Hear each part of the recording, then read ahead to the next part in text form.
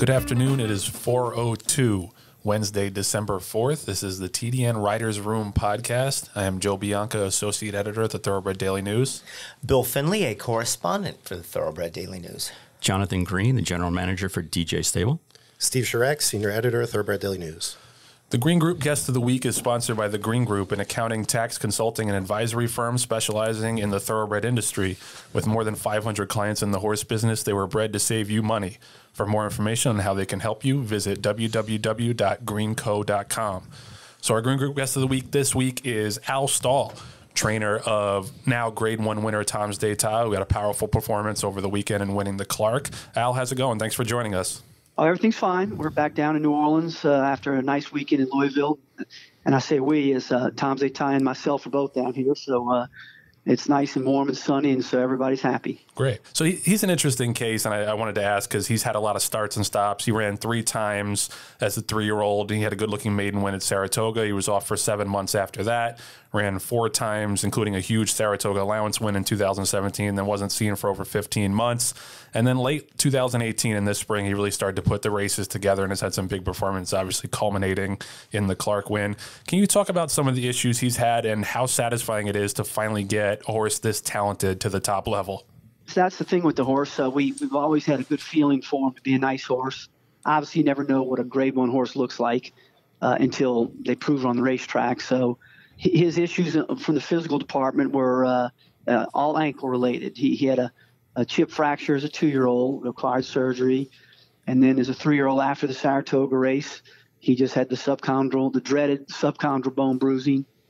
And so we gave him time for that. And then after the big race in the allowance race, at the 3 other than allowance race at Saratoga, he had a little shadow in a condyle, and I guess you'd classify as beginnings of a condylar fracture.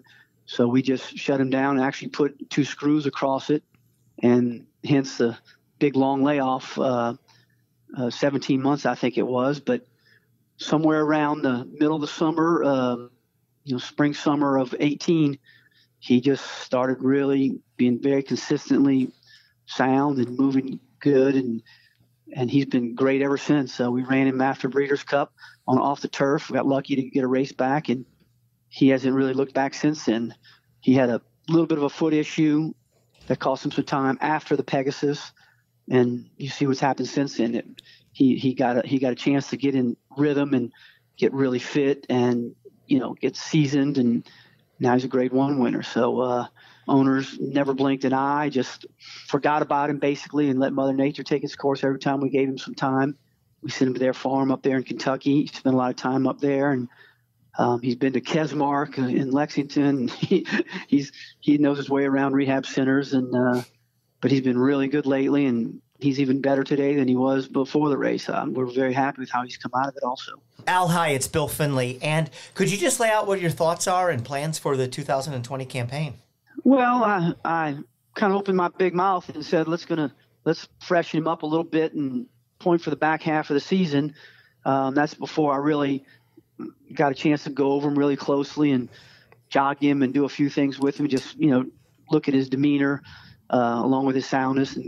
And he's really come out of the race well. And he's at Fairgrounds, and we're not exactly sure what we're going to do, but we're going to watch a couple races come up, and he'll get a brief freshening right now. Whether we'd ever do the Pegasus again, I don't know. He'll definitely stay in America. No Saudi, no Dubai. And if he doesn't do the Pegasus, we'll just back off of him a little bit more and point for something like the New Orleans Handicap or the Ben Ali at Keeneland, and back up from the Keeneland Breeders' Cup in November of 2020, which would be a race like the Whitney. The races Blame kind of ran in 2010, Foster, Whitney, things like that. And Al, it's interesting to hear you say that, particularly about the 2 races in the Middle East with the Saudi Cup and the Dubai World Cup. And right now, people are really high on those races for the obvious reasons of the purses. A lot of horsemen have already committed to their horses to both the Saudi race and the Dubai race. What is it about not traveling all that distance or not leaving the country that you think is the right thing to do by this horse? Well, I just, our horse is he'll be 7 years old in 2020, and I just don't feel like, like what Tiger Woods said yesterday, it's a long way to go. There's a lot here domestically, and the fact that Gail Benson owns the horse, and it's not necessarily a money thing, even though she's, their business is business can get, obviously owning professional sports franchises. Just want to make it as easy on the horse as possible and keep him in our neck of the woods. We're happy participating and hopefully winning nice races like the Clark and possibly the Pegasus or possibly the Stephen Foster or something like the Whitney. So that's just what we decided to do. It's just easier on the animal without the travel. Al, it's Jonathan Green from DJ Stable. First and foremost, congratulations on winning a Grade 1. Everyone knows that that's one of the most difficult things to do in our industry, so congratulations first and foremost. Out of the 1,600 or so career victories you've had, including, Grade 1 in the Breeders' Cup Classic with Blame, you've had some big wins in the Super Derby. Where does this Clark victory rank in your mind out of all the wins that you've had? Yes, well, thank you. I appreciate the congratulatory. It's up there just because of the horse and what he kind of had to go through. It's a rare for a horse to improve with age. You'd think there'd be some, arthritic changes in him and, things like that. He's really had that, like I said, since he's hit his stride in midsummer of last year, he's just been very sound. So it's up there, and I don't rank things too much. Everybody says, "Oh, the Breeders' Cup was great." In which it was, but the Whitney and Saratoga that wasn't exactly, forgetting about the purse money, just the prestige and the enjoyment we all got out of it with Blame. So it's up there at the very top, and maybe the fact that the horse is a good old boy who's overcome a lot, and he's still giving it everything he's got is makes us feel especially satisfied. And just as a follow-up, since you mentioned Blame, when you won the 2010 Breeders' Cup Classic, you had Blame obviously beating Zenyatta, the only horse in history to beat Zenyatta. But there was also some really good horses in there, Quality Road, Haynesfield, Looking at Lucky, Patio Prado, horses that went on to become stallions. Have you been surprised with how well Blame has done as a stallion? Well, Blame had all the tools to be a stallion. He was by a nice sire, Arch, well-bred horse, and he had a deep Claiborne family with some very powerful sires up close to the first stand, such as Nureyev.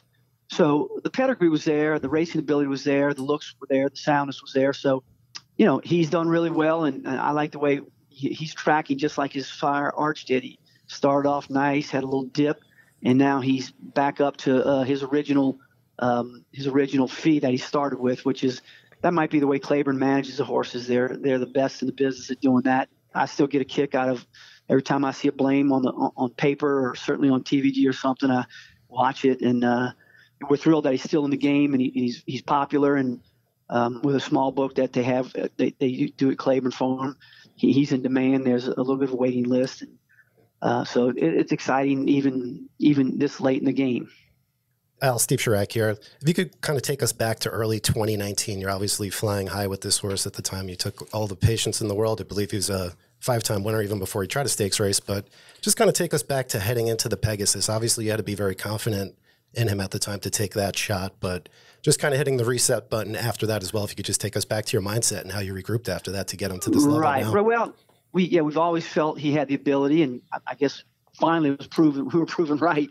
But back then, he won his first stake race, was just a $75,000 listed race at Tenacious, and he was in really good form, and he'd been doing really well for the past 6 months leading up to the first race in November of last year's first race back, I should say. And we did take a shot, and the track was terrible. He didn't get along too well. He didn't get along with City of Light too well either. Nobody would have. But, when he got back to the fairgrounds, he was very footy and not comfortable. And sometimes those things brew and incubate in horses' feet. They can't talk. And then an abscess popped out of his hind quarter, popped out as in like an explosion type thing. That's why he had the time off for the Pegasus to the Alley Sheep, I think it was. So maybe he was feeling something that we couldn't really detect going down to Florida, and didn't show up. One of the cofactors for him running such a poor race. All right, Joe Bianca again here. You mentioned the owner, Gail Benson. I mean, for those who don't know, I'm sure most people know that GMB Racing is a nom de chorus for the Benson family, who also own the New Orleans Saints and New Orleans Pelicans. I wonder, how did you get connected with them originally? Well, I've actually known Gail a long time. She actually lived kind of near my parents in New Orleans years ago. I knew Mr. Benson. Mr. Benson been around the racetrack for a long time. People don't know this. He's always had a farm or a ranch, I guess you'd call it, in Texas, and he owned horses, 30, 40 years ago. Billy Fox was his trainer, which is Tammy Fox. Dale Rome was his partner's dad, was her trainer, was his trainer, I should say. So he's been around, and he's all about New Orleans. He's all about, he bought the sports franchise. He bought the local beer company. I trained a horse for him named Locally Owned. He and his PR man, his media guy named Greg Bensel, they wanted to get back in the game with some yearlings, and he, picked out 3 trainers born and raised in New Orleans. That was me, Tom Amos, and Dallas Stewart, and gave us money to go to Keeneland. And in the first crop of the 2013 yearlings, Tom's Etat came from there. Mo Tom came from there, and Tom's Ready. Both horses ran in the Kentucky Derby. It looks like maybe the better one of the 3 happened to be Tom's Etat. So it was a pretty lightning in a bottle type situation with his first trip back into the horse business in about 30 years. It was basically all because we're from New Orleans. Right. And just as a follow-up to that, Tom Benson passed away last year. I assume this horse is named for him. Am I right in that? Right. I have a horse named Tom Management, and there's Bo Tom and Tom's Ray. They be in the, maybe Gail and Greg they make kind of cute names with Tom in there, because he was just such an iconic figure in New Orleans. They had a lot of fun with it, and it's worked out well. Yeah, I just wanted to ask if that made it more significant for you guys and for the whole team to really kind of represent him with a horse that's named after him and do so well. Oh yeah, absolutely. There's pride. I'm roughly the same age as the New Orleans Saints, and grew up with them together with the Saints. Lived close to the stadium before it was Superdome over in Tulane Stadium, and here you are rubbing elbows with the owner of the team, and he comes out to the races and he comes to see his horses when he was living, and when he was up for Derby, it was just like there was 50 plus people from New Orleans to cover his 2 horses running, whereas they'd be 1 or 2 would come up on a regular basis, maybe 0 nowadays. So it was all that's very exciting, and it generates a lot of interest, and we just had a good time from day one. Mm-hmm. Al, one more quick question for you regarding just your overall training practices. In going through your numbers, again, it's amazing. You've had 8,000 career starts, 1,600 wins. You've won multiple grade 1s and 2s and 3s with some of these phenomenal horses, Blame and Departing and Central Banker. But the statistic to me that came out that rose above everything else was the fact that 11 out of the past 12 years, you've had a 20% winning percentage and a 50% in the money percentage. And that is outstanding because that really speaks to how you train day to day. Can you give anyone, give the listeners just some insight as to, what you do day to day in order to hit those kind of 20% win and 50% in the money numbers? Well, I just do the same thing I've always done. The horses most probably can, maybe we've had some better horses over the past few years, but those numbers are good considering the type of outfit we have. We deal with, younger horses from ground up for the most part. We don't claim horses, and we can't play the game with the condition book up and down. We got to just kind of run through our conditions. And if the horse is good enough to win 1 race, maybe 2 races, it's hard to play that maiden game, especially on the circuit. We're at the fairgrounds. It's tough. Kentucky's tough. Saratoga is brutally tough. So we're proud of those numbers, and I don't know where they come from. It's just most probably better stock that we've had over the past decade because, everything I do the same thing I've basically always done with a little tweak here, tweak there. Same thing Frankie Brothers did for all those years when I worked for him, and I'm sure Frankie's done close to the same things that Jack Vanberg did back in those days. So it's most probably just a stock, but the fact that we're playing it at the high level in the allowance type races, it makes us feel pretty good. Hey Al, if a genie came out of a bottle and told you can have one wish and one wish only. And the two choices were to win the 2020 Breeders' Cup Classic with Tom's de Tot, or, and not both, or LSU win the national championship this year. Which would you take? See, I asked the tough questions, Al. I'm going to pin you down on this one. That is a tough question. That is a tough question. Tom's de Tot. Okay. LSU's won plenty of national championships, but we'll take that too. Now, I'm glad you didn't say Saints win the Super Bowl. Now, you would have had me all twisted up. So I'm glad you didn't lay that on me. All right, we'll save that for another interview some other time then. Okay. I just wanted to ask one more quick question before we let you go. Tom Chateau wasn't the only stakes horse you had win last week. You also have Bobby's Wicked One, who's a developing sprinter. He's been a little bit of a slow trip, too. He showed promise as a 3-year-old, now has really come alive as a 4-year-old. Can you just talk about him, what you've seen from a development standpoint, and what would be some goals for him going forward? Right. No, he's a pleasant surprise. He's not a big horse, but he's by one of my favorite sires of all time, actually, Spitestown. And he's a very typical Spitestown who's strong, muscly, and he gives you the feeling he'd run through a brick wall for you. He just tries hard. And once we got him lined out, he had a hind ankle injury as a 3-year-old, and he missed the season, but he came back just on fire, and he just wants to show tons of speed, and he just loves to go into the front, loves to get on that inside rail and just pin his ears and just basically go as hard as he can for as far as he can. And he can take it, too. That's the thing. He's got a great constitution, so we gave him the summer off. Believe it or not, he didn't like the heat that much, and he'd run 8 hard races. So, but he came back. It couldn't look any better. Picked his weight up, filled in. Very strong, stout-looking horse. And, we'll just try him maybe one more time locally here at the fairgrounds. The sprint category weakens as we go through the meet here, unfortunately. So we'll most probably have to take the show on the road. And something like the Count Fleet possibly at Oaklawn might be something for a big money race with a grade on it in April. So we'll just kind of keep him here where he couldn't do any better at the fairgrounds, and run him one more time here in January and start hunting other things out of our zip code, area code, I should say. All right. Great stuff, Al. Thank you so much for joining us, and congratulations again. Okay, guys. Thank you. I appreciate it. Thank you. Thanks, Al. The Green Group Guest of the Week is sponsored by The Green Group, an accounting, tax consulting, and advisory firm specializing in the thoroughbred industry. As The Green Group Guest of the Week, Al Stahl will receive a free 1-hour tax consultation. The Green Group, bred to save you money. For more information on how they can help you, visit www.greenco.com. So we'll start this week off with a little recap of the weekend's races. We had Al Stahl talk about the Clark winner. To me, the other main big story was Tiz the Law losing in the Kentucky Jockey Club Stakes. My main takeaway from that was it's kind of the other side, the flip side of horses who win eased up in their first couple of races. And it's always, I get the idea that you don't want to extend the horse if the horse has already got the race won.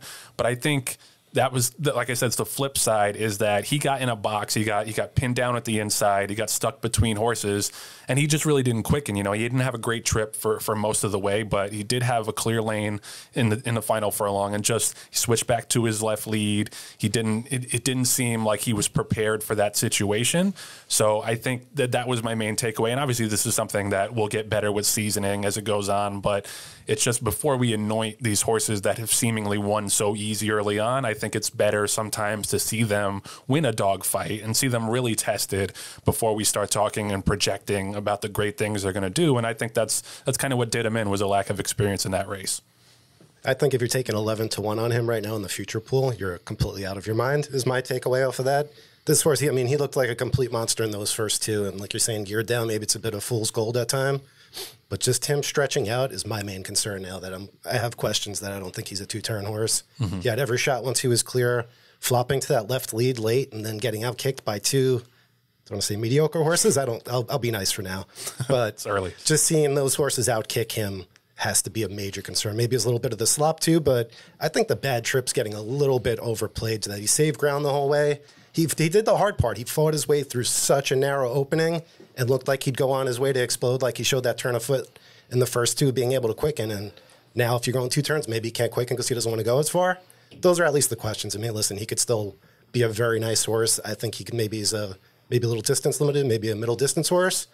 But I think you have to go back to the drawing board here a little bit. I'm neither willing to throw him out of the Derby or take out a second mortgage to bet him on the future wager. And I agree with Steve. I mean, boy, can I set up Bill's future wager and just book all these insane bets that these people make? You know, but again, that's a story for another day. But to one thing, Joe, that you brought up when you were first introducing this segment, 25 years ago, I would have told you that the way they're handling this horse is going to completely eliminate him from having any chance to win the Kentucky Derby. And the way they're handling the horse is to race him once every 2 months. And in this day and age, I think it might work because this is what everybody does now. But if you're saying he needs to get experience and he needs to get a little more battle hardened, he's not going to get the opportunity to do that. I talked to Jack Knowlton today. It'll be in Thursday's issue of the TDN. They're looking at the Holy Bull. And then, you know, in the good old days, you go Holy Bull, Fountain of Youth, Florida Derby, and that's what everybody would do. Oh, no, we can't run back in the Fountain of Youth. That's way too close. I mean, God forbid you want to run a horse back in 5 weeks or whatever.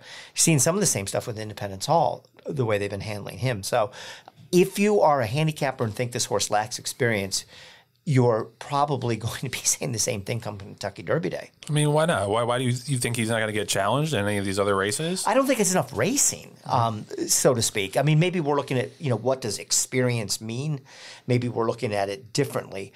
But if you wanted him to get challenged and get out of the comfort zone where he's just winning easily, well, I think you accomplished that in the race at Churchill the other day. I mean, he had to fight. He had to get through a hole.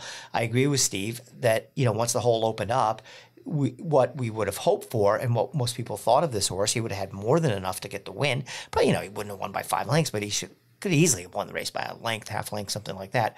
So, you know, that's my point there, that both about this horse and about the way everybody trains these days. And let me just jump in from an owner's standpoint as far as how often you run a horse, you know, at this caliber and at this level. You know, as much as an owner wants to run, we want to run our horses in the best place possible. You want to get the 60%, the win percentage of a purse. But more importantly, the way that these races are set up now, whether it's the Kentucky Derby or any of the Breeders' Cup races, you need points. And really, once you earn those points and you feel like your horse has been battle tested or has earned the right to run in a race, you really want to wrap them up in bubble wrap. And I know that's not what the fans want, but as an owner with your investment, that's what you need to do. So, you know, would I love to see this horse run more often? Absolutely, because he's a great horse, and I think he's going to be, whether he's limited on distance, he certainly isn't limited on talent. And you could say the slop maybe inhibited him a little bit racing, you know, seasoning as to why he didn't hit the hole fast enough. All those things are probable excuses for the horse. But from the owner's standpoint, to say, okay, we want to give him a little time freshener because the big money is going to be in May and June of next year, then you have to, you know, spray out the races and give them time and have them be fresh, because the last thing you want to do is be life and death to get that last couple of spots in the Kentucky Derby and then have to hustle to get in one of these last couple of prep races and then not have a 100% horse, you know, because you ran in that last prep race.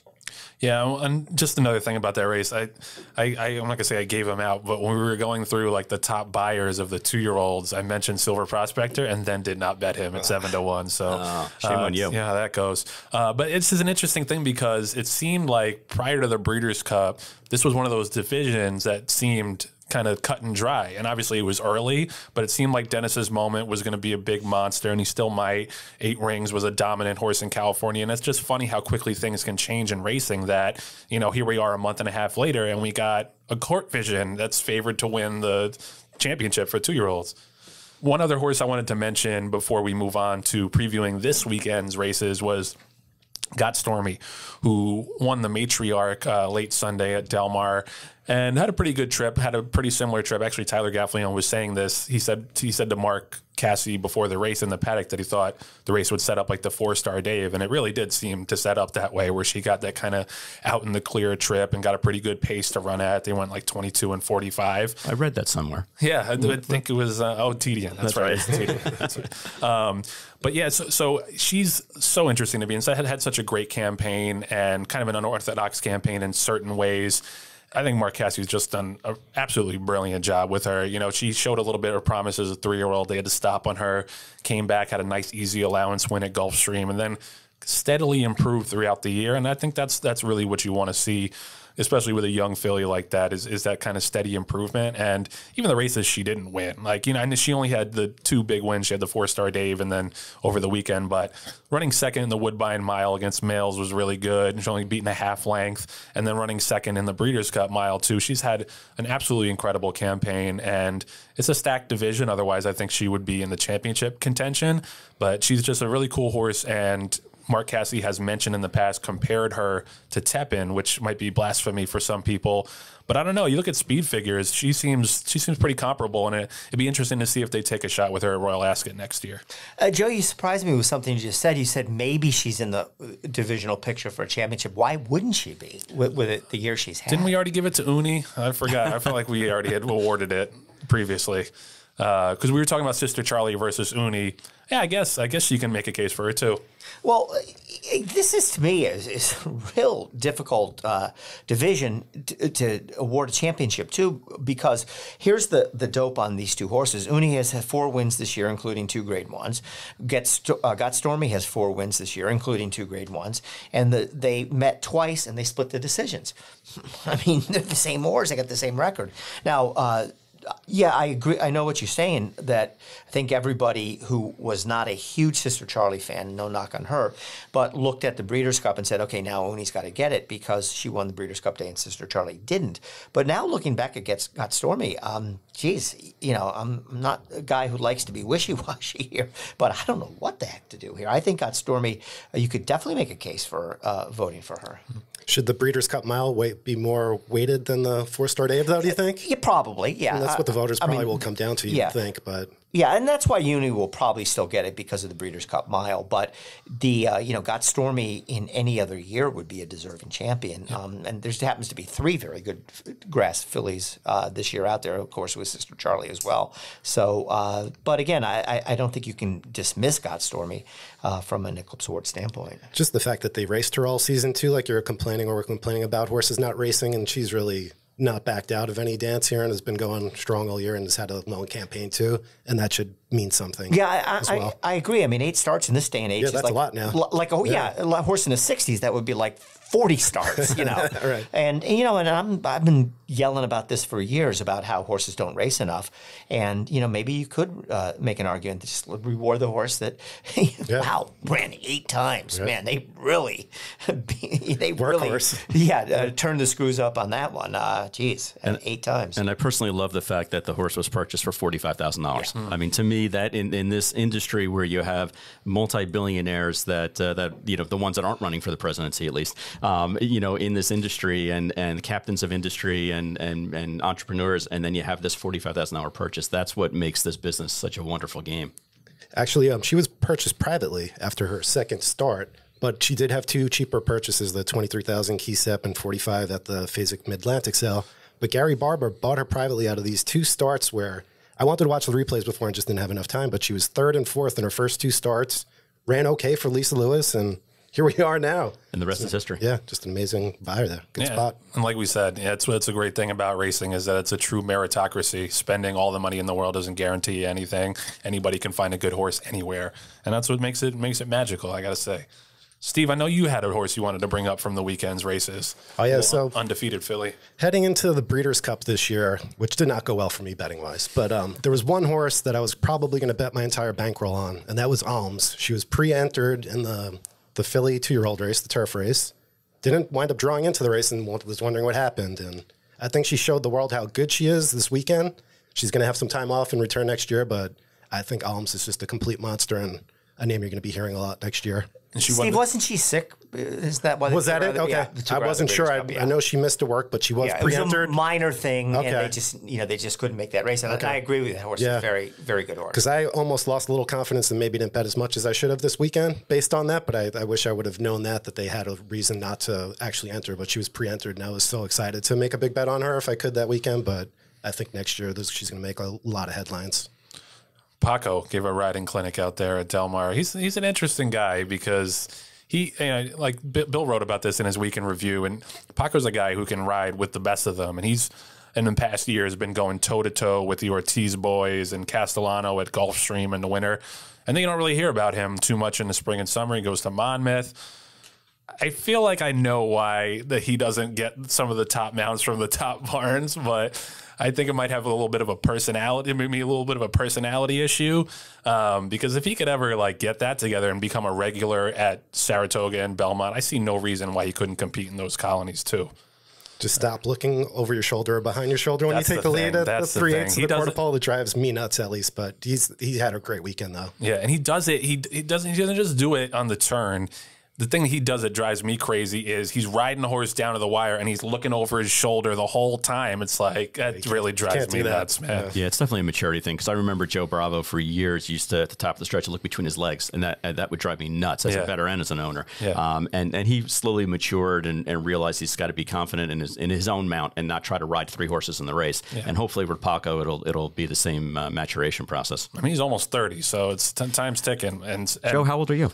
32. Okay, and I'm still immature. Okay, well there you go. So I always ride my horses out to the wire, though. You can never accuse me with your hat on backwards. That's okay. Exactly. Well, I'm a huge Paco Lopez fan, but there's another issue here too. Is his kamikaze riding style, where he got set down twice. It wasn't twice at Gulfstream for careless riding. They gave him 60 days or something. I think he appealed and got it cut way down. And that's another thing too. With the maturation process, and we shouldn't be talking about that with a guy who's that age. I mean, we should be talking about that with a 10-pound bug boy.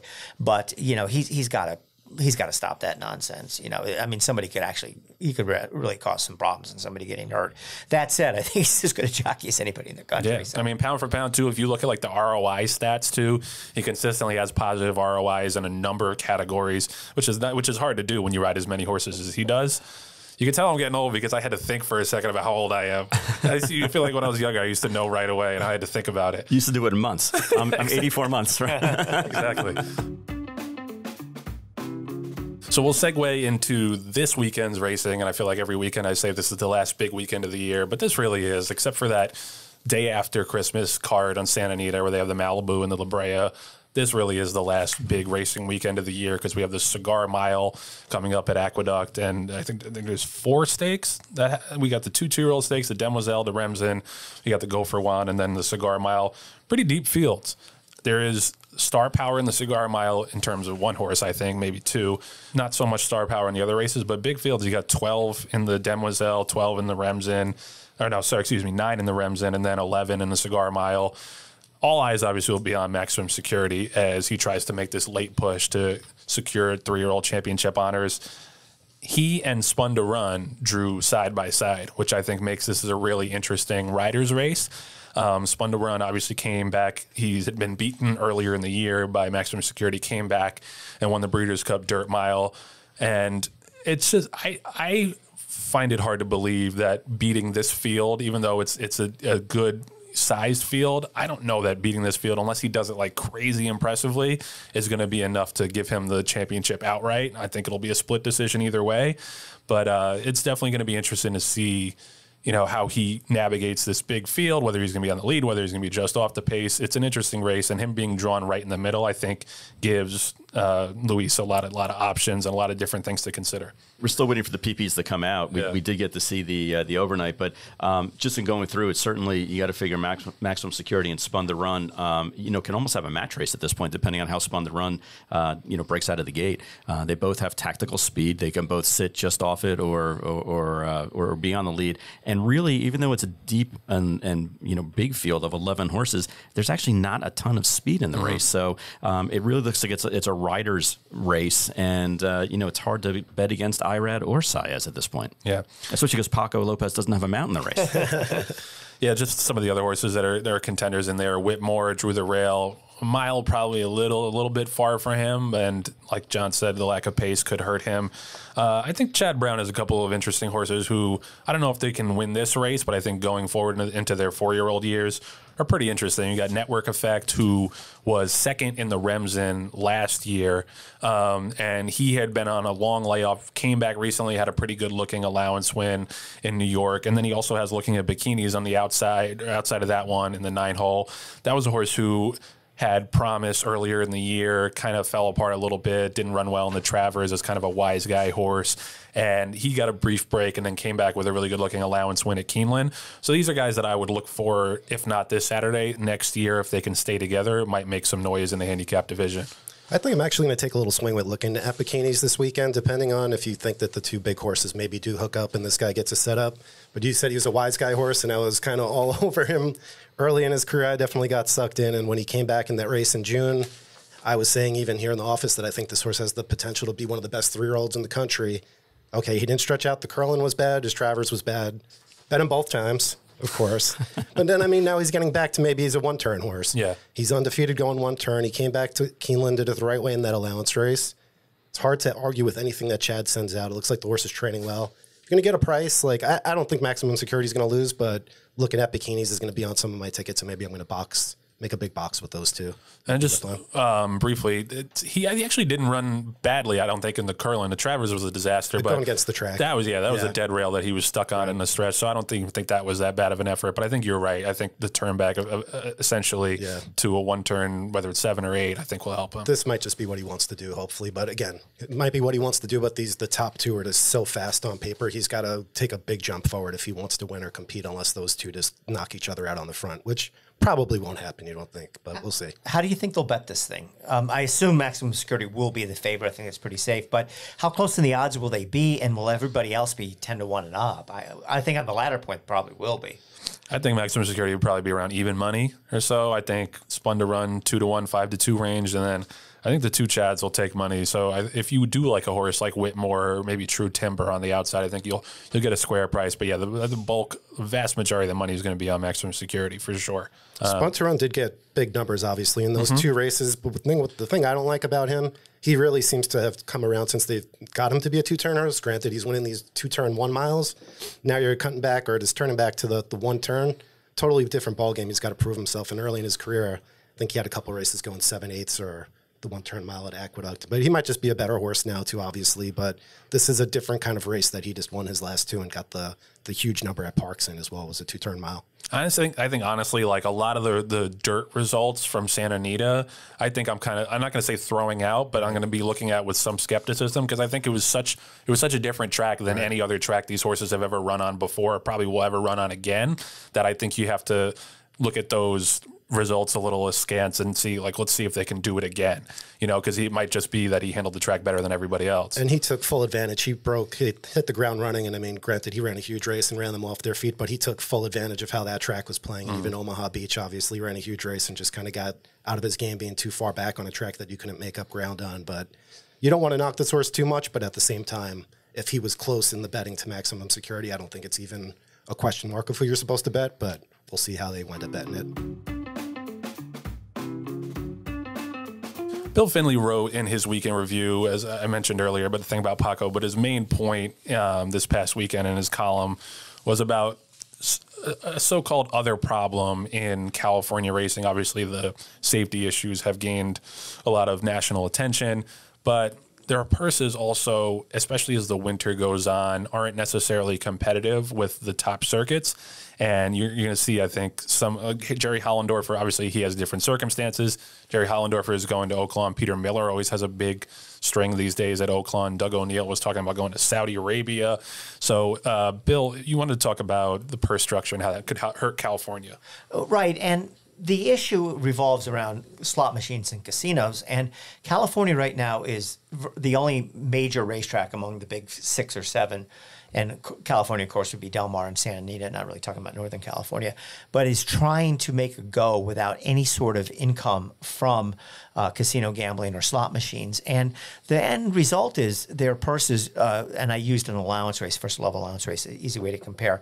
Theirs goes for $53,000, and that's just dwarfed by Churchill, Naira, Keeneland, et cetera. The allowance race at Churchill right now, you think slot machines are stupid. How about those instant racing machines? But people are betting the damn things.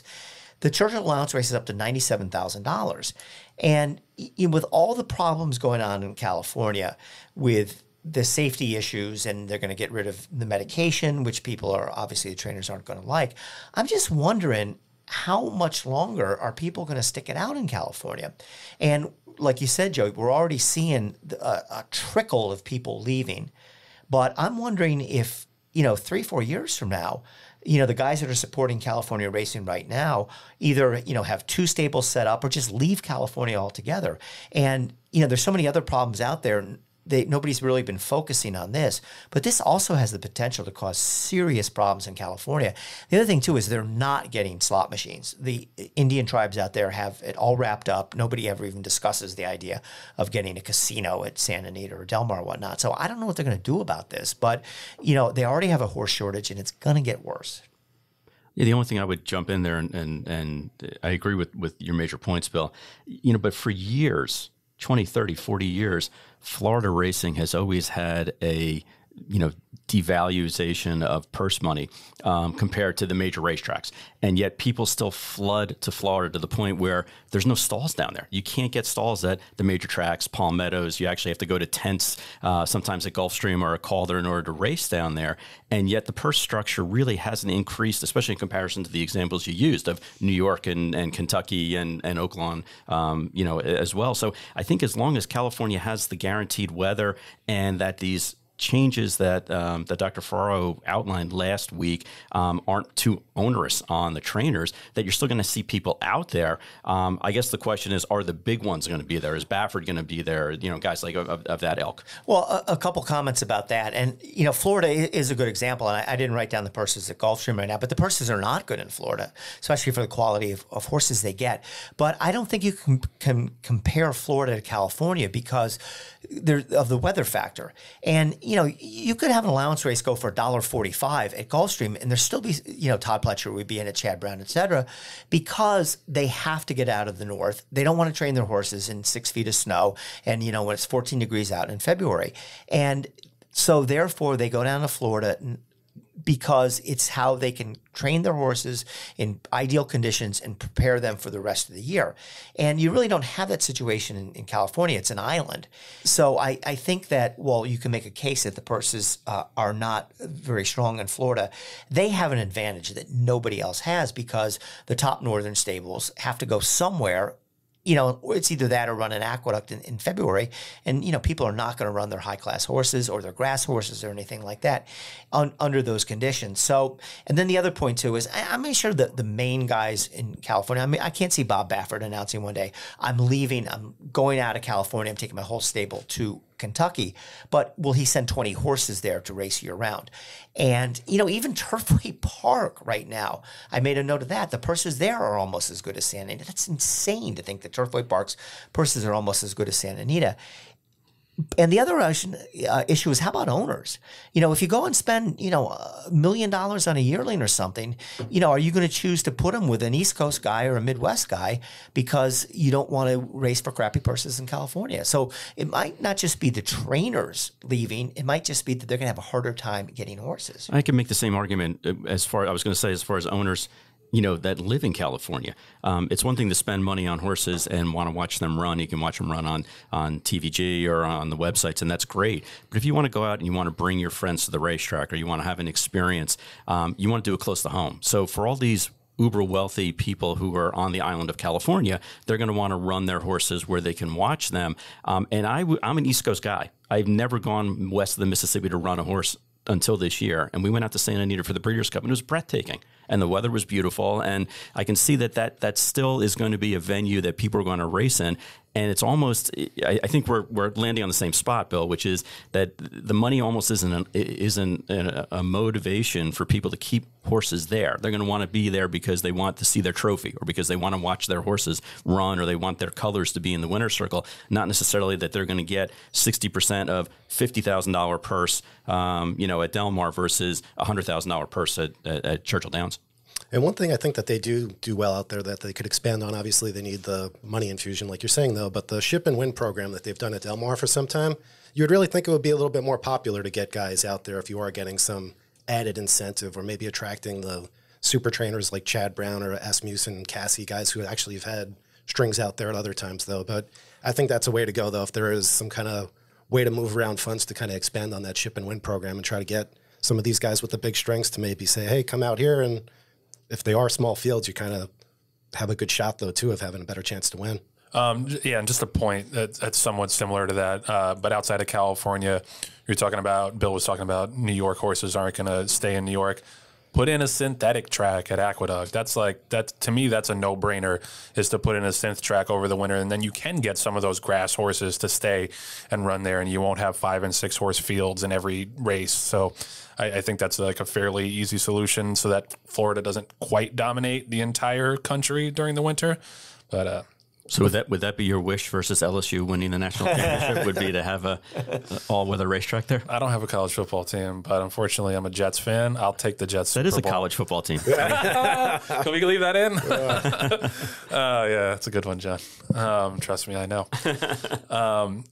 Just before we go today, I wanted to follow up on something we talked about last week. We talked about the story at Delaware Park of a horse who had allegedly illegal shockwave therapy and then plummeted in class and ran at Delaware and broke down and died. So yeah, real good look for racing there. But we had it was $1,000 fine both for the owner and the trainer, and then 6-month fines for them. And I think it'll be fully adjudicated in April. So just wanted to follow up and say that, part of the problem here is that there isn't mandatory retirement funding across the industry. There's like little bits and pieces in this little patchwork system. I mean, we're loath to plug other publications here, but Natalie Voss had a thing in the Pollock report today about this. She said, it says stallion owners are required to pay $25 when they report a mare bred. A breeder registering a foal has to pay another $25 to the TAA. Auction houses can and do make voluntary contributions. Consigners, it says about 40 to 50% of consigners and buyers opt to give a percentage of a horse's purchase to aftercare. It's not enough, and it needs to be compulsory and across the board. And even if that comes down to the little guys like me who are just bettors, that's my only involvement in the game right now. I'm happy if you want to do like a mandatory 1% donation to aftercare above like a certain level of score. That's totally fine with me. I try to do that anyway and pay it forward, but it can't just be these little bits and pieces and dribs and drabs in terms of addressing the problem, which is tens of thousands of horses coming off the racetrack every year. They need a place to go. It needs to be an industry-wide effort at every level, from the very top to the very bottom, and it's just something we don't have right now. Well, I essentially agree with everything you had to say, Joe, and it's kind of a no-brainer, especially with the climate we're living in now and everybody looking at racing under a microscope. I think this is something this Thoroughbred Safety Coalition could take up. If these major tracks that are going to provide a blueprint on how to do things for the betterment of the game or to send a better message out to the public and take better care of the horses. It gets back to a point we're just talking about. If you have a $97,000 allowance race because of, idiots wasting their money in these historical racing machines, there's plenty of money out there. Mm-hmm. And, we're not talking about, of that $97,000, taking $25,000 out of it. Probably talking about, taking something, if it were mandatory, maybe $500 or $600, $1,000, something like that.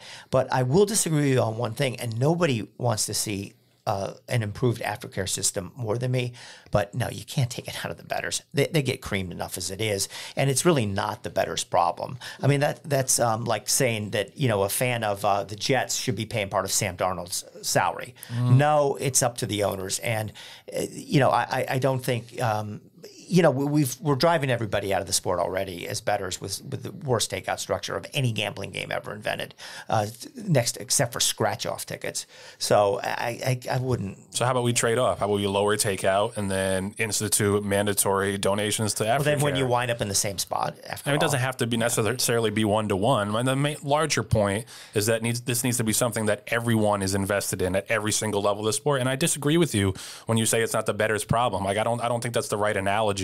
About a private company employing a quarterback. I mean, we already spend money on tickets and all that stuff, so we're already donating to that in a certain way. I just don't agree that it's not our problem. I think if you bet on racing, you watch horses break down, you watch horses go to the slaughter pen, and you continue to support it with your wagering dollars, I think it is your problem, and I think you do have a responsibility. I think everybody does. Well, if the takeout were what it should be, like 9%, I totally agree with you. I'm happy to make that trade. Totally agree with you. But, let's do it. Can we do it right now?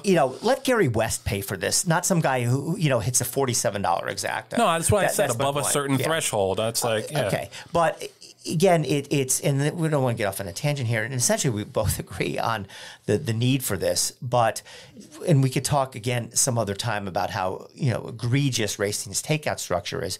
But if it had a fair takeout structure of 9-10% or equivalent of what a sports bet is, or some might say, yeah, pick the bettors' pockets. That's fine. I just can't see piling on any more to the bettors when the entire structure of the game is devoted to a usury fee or a takeout where people are just going to go broke as it is. 100% agree with what you're saying. Before all the people on Twitter go nuts about me wanting to take money out of bettors' pockets, that's not what I'm suggesting. I think a trade-off in that way of lowering takeout and then having some kind of mandatory donation above a certain threshold of hit, I think that would be a fair compromise. Well, just like the Jets are not going to win the Super Bowl in your lifetime, probably. I'm so sorry. It's not going to happen. Who brought up the Jets? It definitely wasn't me.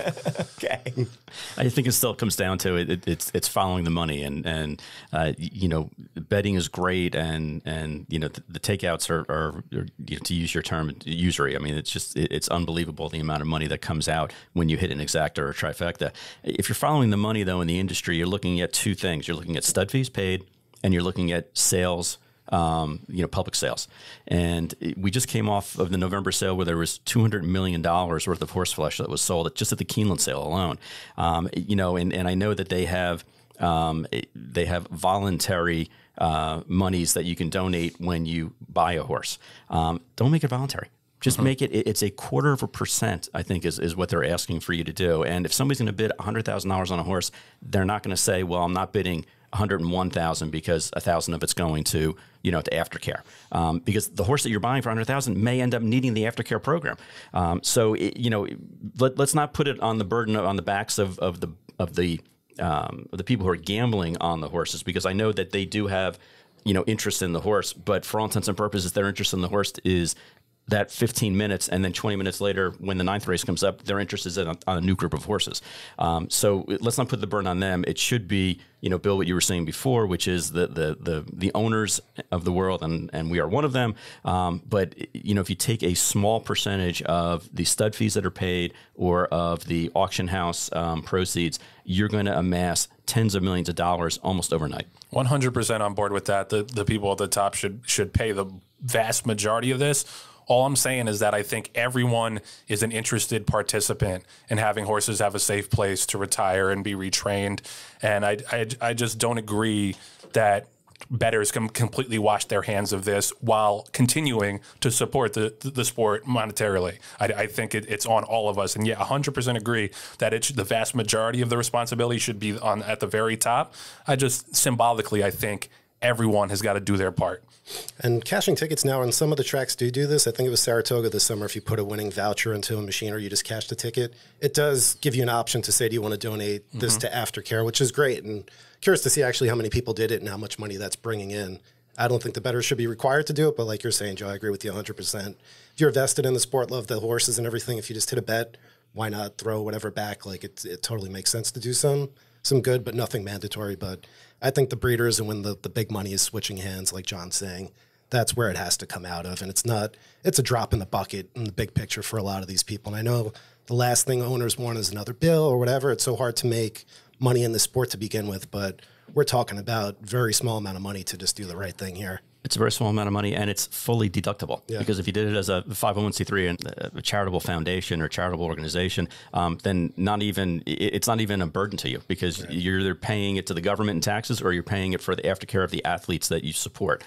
So it's great that Saratoga is giving that option, and I applaud that. I don't know if you saw, but Saratoga announced that they're not changing their dates nor their days off, which I thought was interesting for the upcoming meet. I thought for sure that they would change it. Yeah, the Monday. Yeah. The Monday was a big controversy about having racing on Monday or not on Monday, and I know just anecdotally the people that I spoke to who own restaurants and hotels said that it was killing them that they didn't have racing on Monday. Yet it looks like that Saratoga and NYRA went out and polled some of the owners of local restaurants and hotels, and that was not the reaction they got.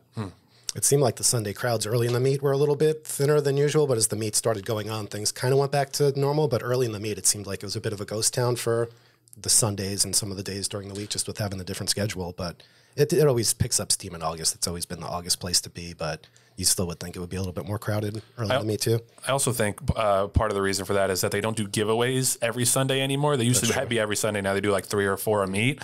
And I always remember the cheap jerks that would, when I was working at the track in concession, all the cheap jerks, we would hate working on Sundays because everybody would just show up to get their giveaways and they would never tip. And it was always a losing day. Their Labor Day, for whatever they gave away, some kind of shirt or something, I think they had a bigger crowd than Travers just trying to get the windbreaker or whatever it was. People were out of their minds trying to get those. It doesn't matter. And a lot of time it's the cheapest crap. Yeah. Like they I remember a couple years ago they did like beach chairs, but they didn't have any armrests. So it was essentially a stool. It was essentially a stool with like a 6-inch back, and it was people were lining up around the corner for those things. You sit in it once and it just collapses into 100 pieces, basically. People love free stuff, especially older people. Man, that's my observation. Older than 32? Oh yeah, 32. Yeah, still 32. I think. All right, so that's going to be it for this week on the TDN Writers Room. I want to thank Bill Finley, John Green, Steve Sherack, and our Green Group guest of the week, Al Stahl. We will see you next week.